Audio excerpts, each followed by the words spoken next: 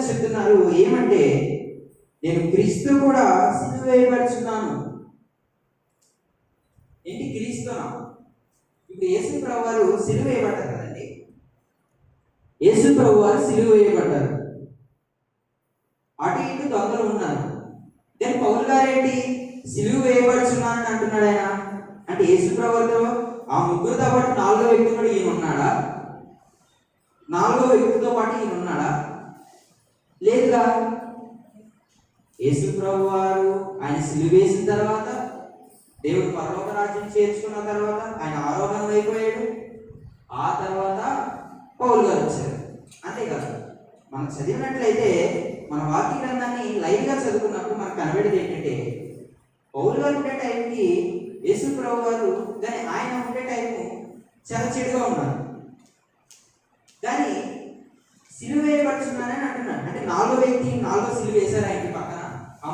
ఆ యేసు ప్రభుతో పాటు ఆ 8 దొంగలతో పాటు ఇంకో సిలువ వేశారా? లేదు. ఆయన ఆత్మీయ జీవితాన్ని చెప్తున్నారు.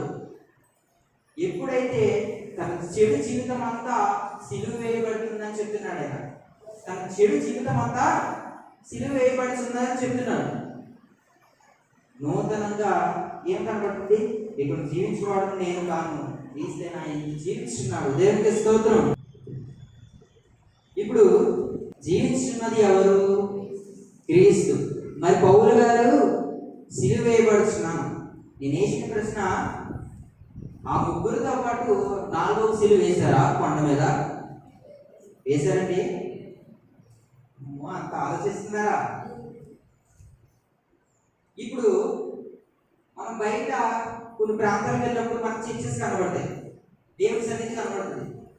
బయట ఒక డెకరేషన్ టైపు, ఒక అలంకారం కోసం మంచిగా ఒక క్రియేటింగ్గా చేస్తారు. ఎన్ని సిలువలు పెడతారు బయట? మనకు అంత ఎందుకండి.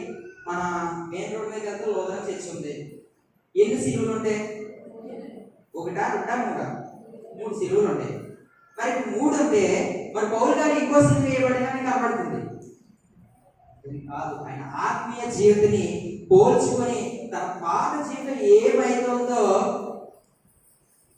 దాన్ని సిలువ వేయబడుతుందని చెప్తున్నాడు. దేవునికి స్తోత్రం. హల్లెలూయా.